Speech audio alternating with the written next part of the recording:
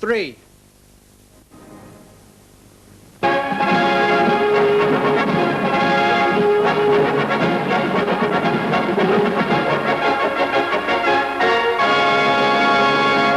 Aintree, and they're all set to enjoy the greatest steeplechase in the world, in spite of the weather. All set to pick the winner, too. But whatever your fancy, it's best to remember that, like the name of the first winner, it's a lottery. Goosander, last year's favourite, or Centina, one of the Irish hopes. I wish I'd known then Mr. What I know now. So I say, chaps, a couple of smashing fillies. As for the bookies, they were out for another field day, in spite of the fact that thousands of punters were out to beat them. What a hope. All bets placed? Right, then after that preliminary canter, let's get on with the job.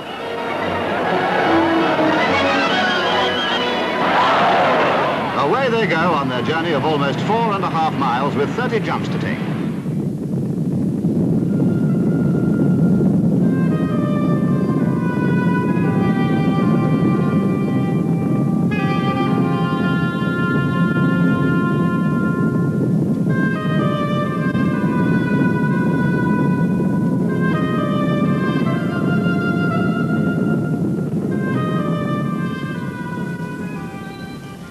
I have to admit that I've never been racing in my life.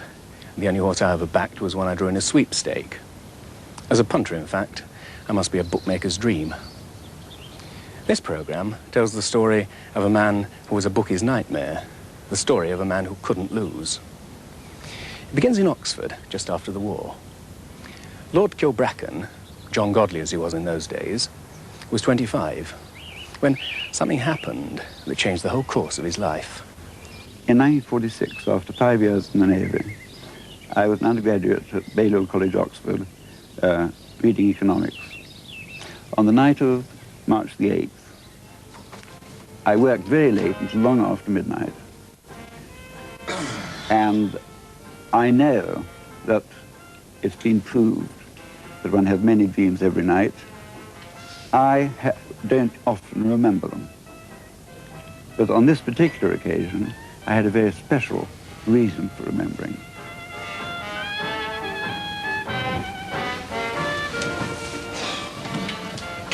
John Godley had no idea that he was about to be allowed a glimpse of the future. He'd never given a thought to fortune-tellers or clairvoyants, and the idea of breaking the laws of time would have struck him as entirely irrational.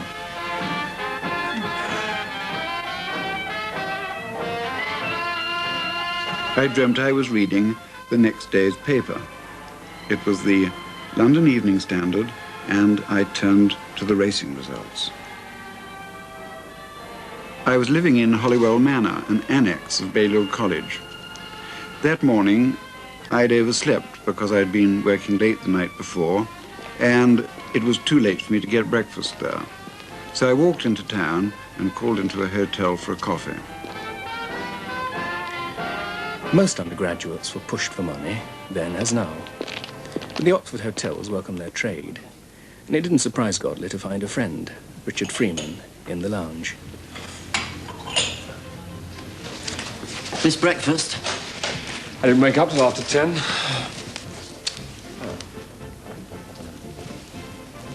Good morning, sir. Oh, morning, Rose.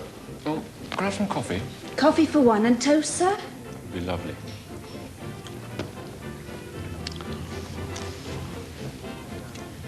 You know, I had the most extraordinary dream last night. I dreamt I was reading today's papers. In fact, I was reading the racing results in tonight's Standard.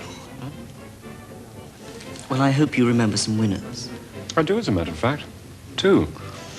One was Bindle, and the other was Juladin. It would be odd if they were running, wouldn't it?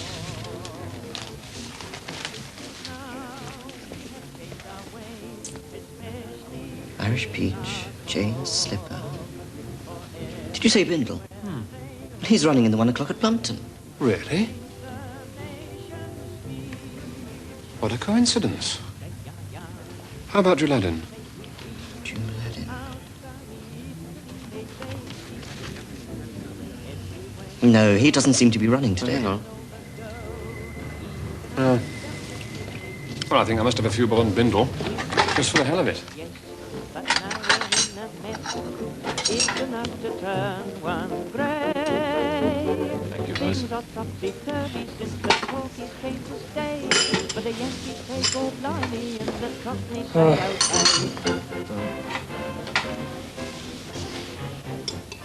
One of my close friends at Oxford at the time was Michael Pilch, now a pension consultant in Croydon.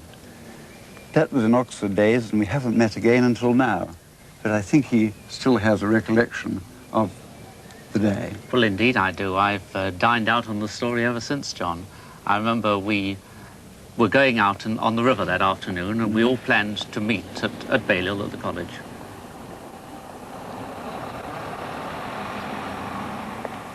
In the Times that day, only one race meeting at Plumpton had been listed, and Bindle's name was amongst those runners.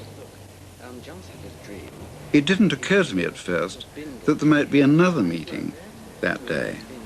And when we came to look at the Daily Express, we found sure enough that there was racing that day at Wetherby, a meeting which hadn't been listed in the Times. And amongst those runners, in the 4 o'clock race, I found the name of Juladin.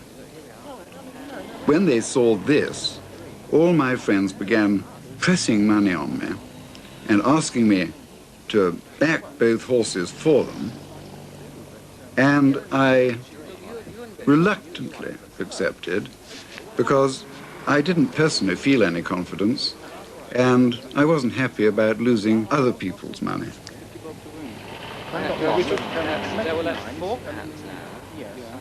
I was much too hard up to go racing very much in those days, but I did have a credit account with a bookmaker in London, and so I was able to place bets with him.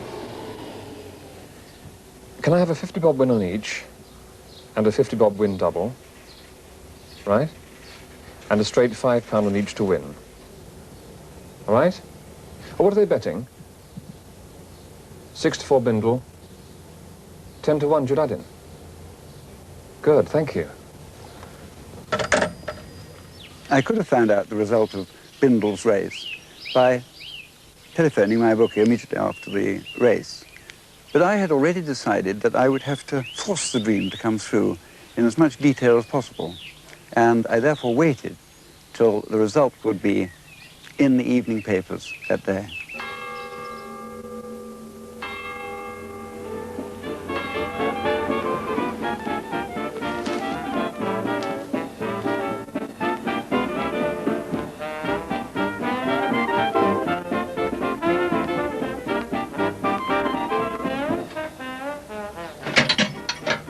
Hello? This is John Godley. I see Bindle's won. So I've got, what, £11 to come? Yes. I'd like to place it all onto Juladin to win. Yes, to win. Thank you very much. I had already decided that I was going to make this dream come true. And my younger brother, Wynne, was also an undergraduate at that time. And I explained to him my conviction that I should force things to happen as they had done in the dream. And we went together to buy a second evening paper. That's standard. Honey. Thank you.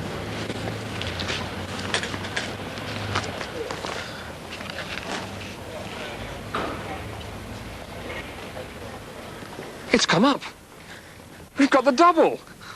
I don't know how much I made on it, but I do know that what impressed me chiefly about John's dream was the way in which he saw the actual results of the race set out in the stop press with the prices of the winners and so on.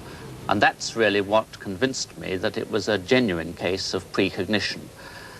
Certainly, we were sufficiently impressed to have a small whip round and try to recreate the circumstances of John's dream exactly. We bought him exactly the same foods to eat, put him to bed at the same time. We didn't quite go to the lengths of sitting round his bed and waiting for the results of a dream in the morning. But perhaps we tried too hard, I don't know. There weren't any results at all from it. And then the end of the term came and John went back to Ireland. We gave him the money and our addresses so that he could get in touch with us if anything happened. I spent the next vacation at Kilbracken, my home in Ireland, on the borders of Cavan and Leitrim, in the deep countryside. Other members of my family were there, my father, my stepmother, my sister Catherine, and my brother Wynne. Mummy, more tea? Coffee, sorry. How about you then? Eh? Come on, baby. Thank you, Mary. Up, up, up. Good boy. Up. He's getting quite good at that. Ah! Here he is at last. Sorry. Morning. Morning. Morning, Mark. I've done it again. Done what again? Overslept? No, no. No, thanks, Mary. I've dreamt another winner. Oh, John. Tubermore. Tubermore? Tubermore? I've never heard of a horse called Tubermore. Well, we can find that out. I think that's his name. Oh, well. I was reading the papers. I saw all the winners, in fact. Oh, Tubermore's the only one I can remember. Oh. We must get the form book. Do you remember where you last saw it? The common room. Oh, that's true. Yes, it was up there. Oh, go and get you it. go, no, We you had go. to find out if Tubermore was running that day. The papers didn't arrive till next day, and the only way was to drive 5 miles into the nearest village to get a paper there. Despite the serious petrol shortage, that's what we decided to do. I wish I'd known he was taking the motor. I've run out of cigarettes. What's it gone for? Heads. Post office. It's all. What for? Newspaper, I suppose. Tales. Uh-huh.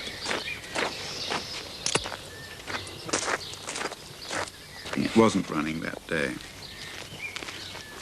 Next day, I decided to ring up Mrs. McGuinness, the postmistress in Carrigallen, and someone who knows everything that's going on around about. Hello, Mrs. McGuinness. Do you know whether there's a horse called Tubermore running at Aintree? Would that be in the Grand National? Not sure. You don't know. Well, just wait, Mr. John, till I look in the paper.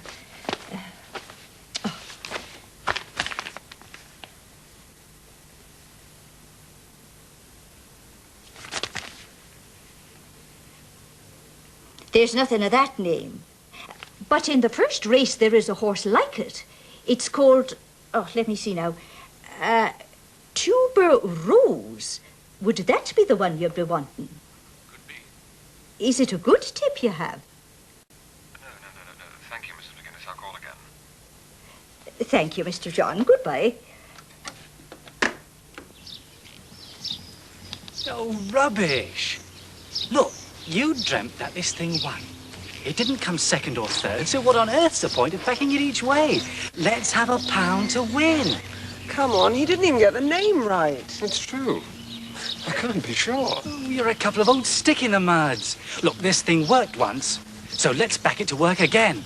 Look, how much can we raise? I've got an idea. Let's make it £1 to win and £1 each way, just to be on the safe side, eh? All right. Right. So that's £1 win and a £2 place. All right?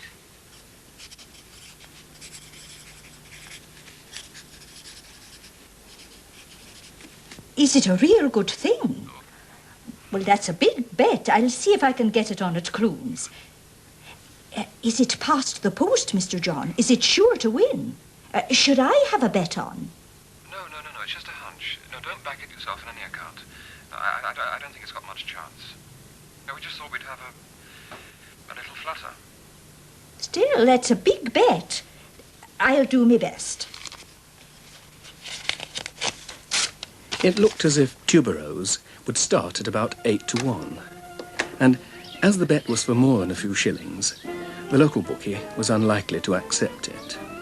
Their hopes lay with the bookmaker in the next small town. Well? It's on. It's funny, isn't it? But there's this horse somewhere. in a stable or a horse box or wherever. And this afternoon, he's going to race. And he's going to win. And the owner doesn't know. And the trainer doesn't know. And the jockey doesn't know. But we know that Tuber Rose is going to win.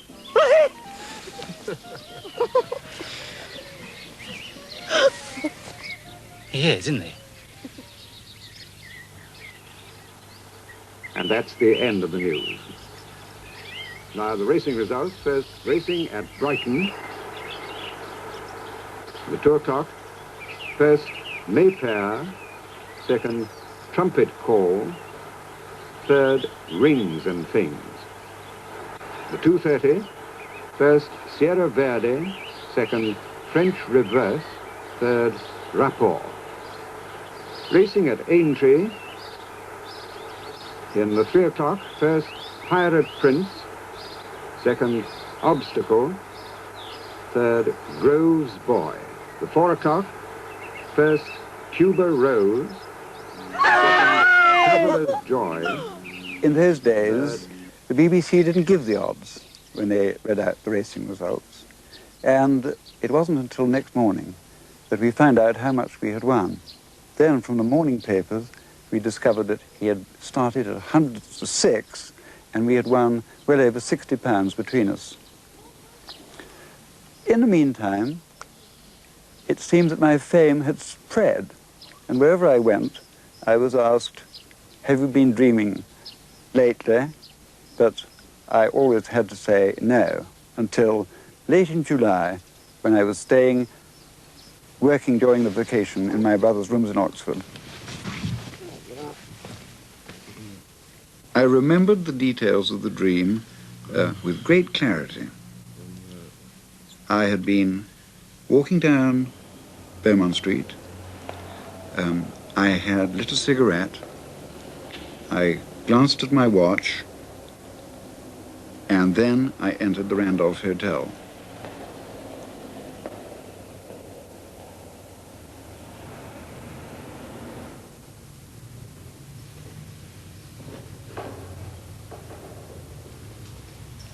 I went into the call box in the hotel, and I remember that I found it very stuffy inside.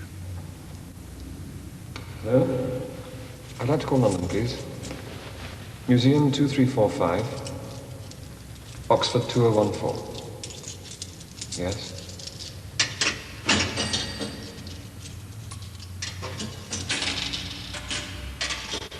I put 2 and 6 in the coin box to make a phone call to my bookmaker to find out the result of a race.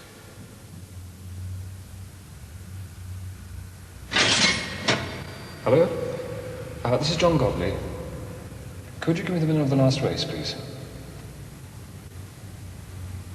Thank you.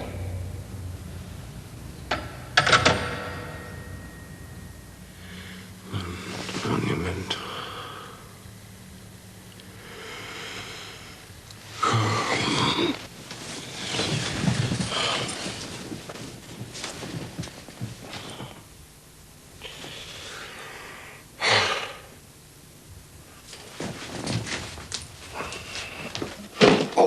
Last.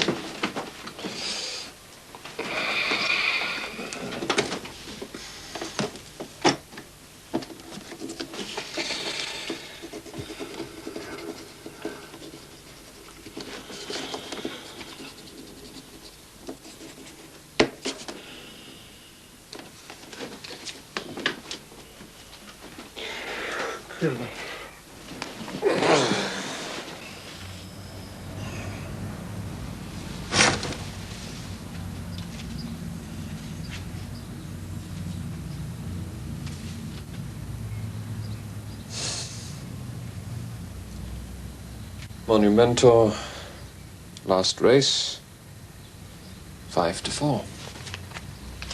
I went round to the Playhouse for a coffee that morning, and there found that there was a horse with the very similar name of Mentores running in the last race at Worcester and forecast at 5-4. I mentioned it to several of my friends there, but I myself still felt very sceptical about the whole thing. And I called my bookie and I placed a bet on the telephone of £4 to win.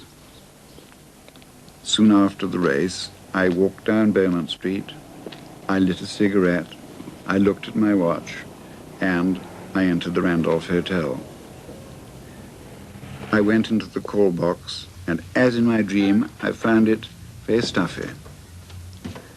I put 2 and 6pence into the coin box and made the call to my bookmaker. Hello. I'd like to call London, please. Museum 2345. Hello. This is John Godley. Could you give me the winner of the last race, please? Thank you very much.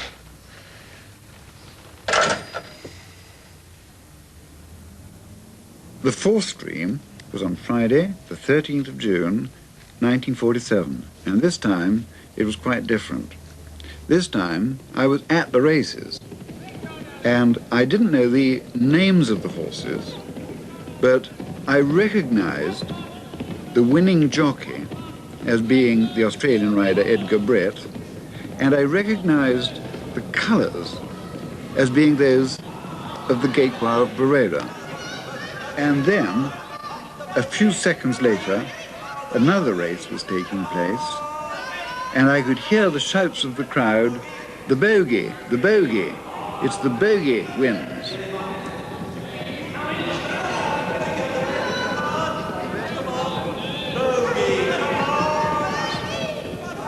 At that time, I was seeing a lot of Angel, and I went to tell her about the dream.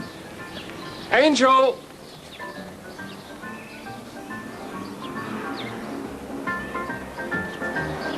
Don't yell. What's happened? I've dreamt another winner. 2, in fact. Marvellous. Hang on, I'm coming down. I wanna hear it again, I wanna hear it again. The old piano rolls good. We're sitting at an upright. Hello. Look, here we are. At Lingfield, Baroda Squadron, jockey Edgar Brett. What was the other one? You said 2. I seem to remember in the dream the crowd saying something that Bogey had won.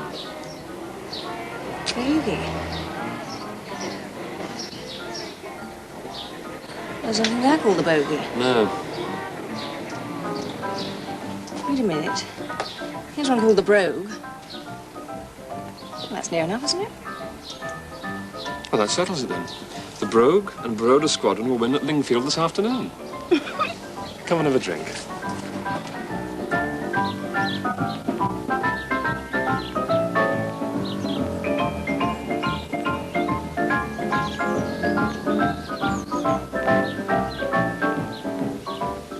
We decided to write out an account of it and to have this account witnessed independently so that we would have a written record.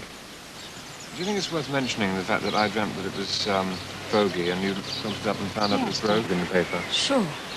I was thinking of selling the story to a newspaper because I couldn't afford to put more than £1 or 2 on these horses. And I had the idea that it would be more profitable to sell it to a foreign newspaper, probably one from the United States. Angel had always been inclined to dismiss stories of premonitions, but like John Godley's other friends, she was intrigued and rather baffled by what was going on, and she still remembers the whole business very vividly.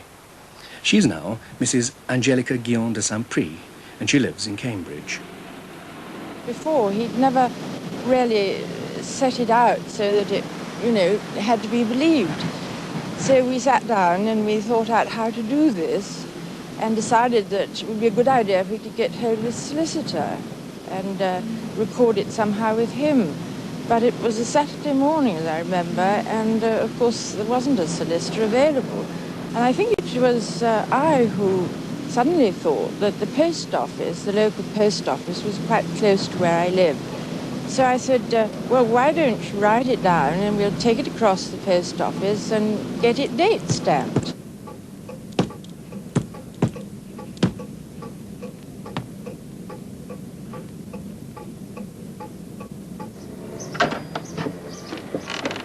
Marvellous. There's no one in the office. They said he'd ring back in an hour. Well, that's cutting it fine if the race is at 4. Yeah. I better get the bet on. I'd like to call London, please. Museum 2345. Oxford 4221. Thank you.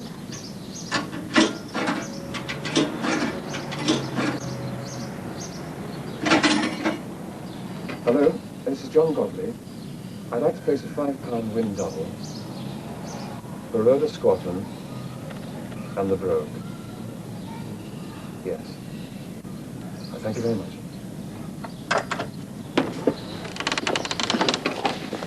Well, it's on.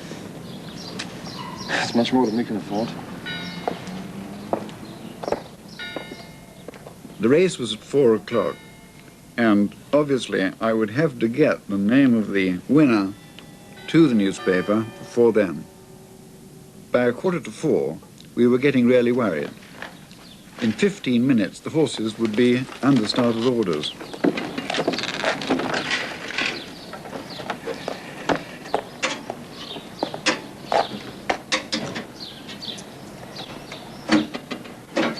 Hello, I'd like to see this in the dream that I've had about some various things. I want to be interested in the inquiry. I'll go speak to the department? Yes? You don't think it'll be of interest? Would you get me to train again? I see. Okay, thank you very much. Well, the New York paper's no good. They're interested, but there will be no payment. Oh, John. They say I should ring the Sunday Pictorial. Well, go on then. Right. Oh, God, no directory. Hang on.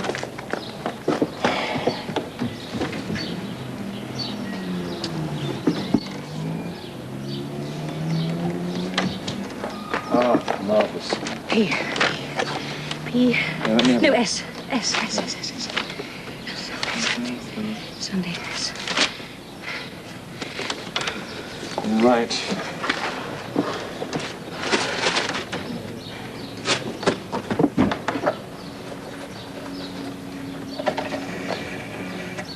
Hello, I'd like to ring London, Flaxman 9331. Right.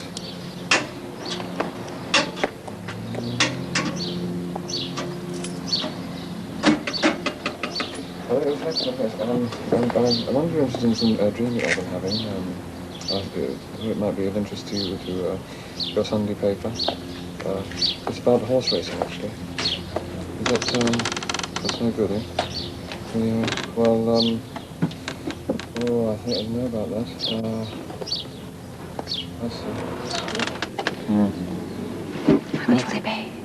They won't say. Yes?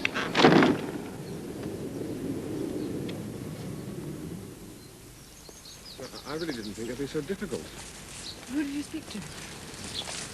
I think I was talking to a senior reporter. What did he say?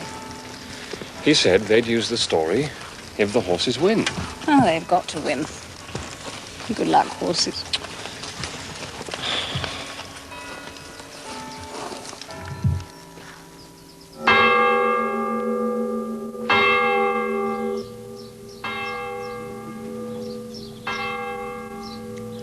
The Rula Squadron. Thank you very much. He won. 11-10 favourite. And now, we just had to wait for the Brogue to win. With the double, it's all or nothing, because the stake that went on the first horse, plus all your winnings on the first horse, go on the second one. And if the second one loses, then you part with all you've won up till then. But if the second one wins, then you have quite a bonanza.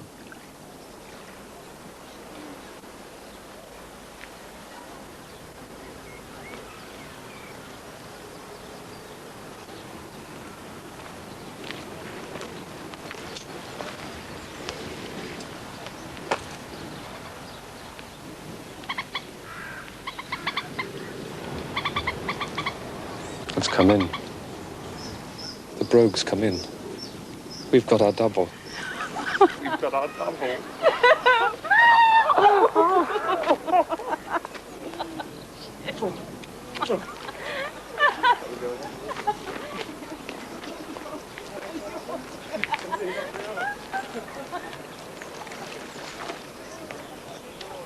But John Godley didn't make his fortune.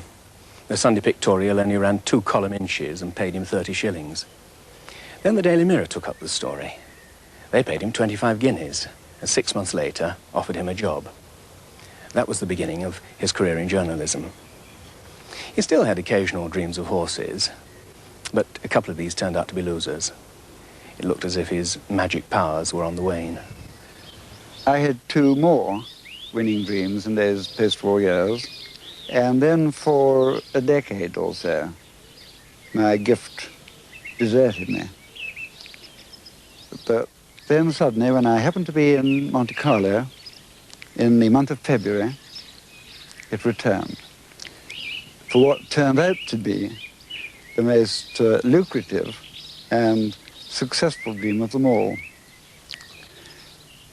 I dreamt that the Grand National had been won by the 3rd favourite, and his name was What Man. Next morning, I suddenly realized that this was one more opportunity. I managed to get hold of the runners for the Grand National many weeks ahead.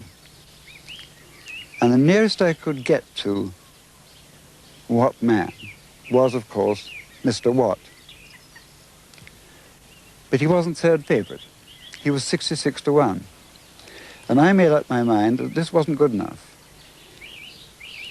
If it was What Man and was 3rd favourite, that would be good enough. But when it was Mr. Watt at 66 to 1, I decided not to have a bet. And so the weeks went by, and again I nearly forgot about it. And on the day of the Grand National, I found myself in Paris. I bought the morning paper and found that Mr. Watt was indeed now 3rd favourite at 18 to 1. Well, that was good enough for me. And I felt that day, although I couldn't really accept it and couldn't really believe in it, that I must have some strange power when circumstances had now coincided exactly to my dream of several months before. And I rang up my bookie in London, and I had a straight bet of £25 to win. I dreamt he was going to win, so there was no point in backing him each way. I had a period of great suspense, because I hoped that I was going to be, expected that I would be able to watch the race on television from Paris, or at least to hear it on the radio. But as I walked around the different little bars and bistros where there's usually a radio to be heard, everyone was listening to a soccer match between, I think, England and France. And I couldn't listen to the race being broadcast. But when it was over, I rang up my unfortunate bookie in London, and he told me that Mr. Watt had indeed won 3rd favourite at 18 to 1, and I picked up £450.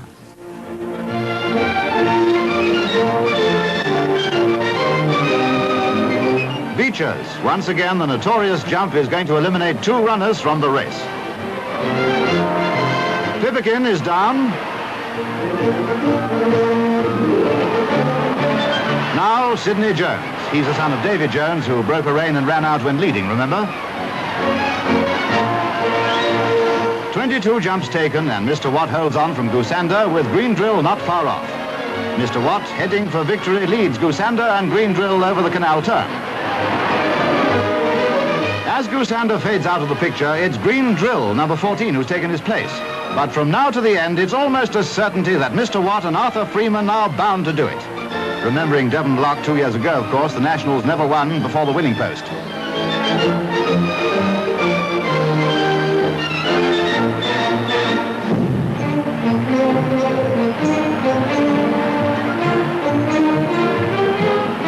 At the last fence, Mr. Watt hits the top. He lands badly, but quickly recovers and gallops on. 30 lengths ahead of Tiberetta with Green Drill third.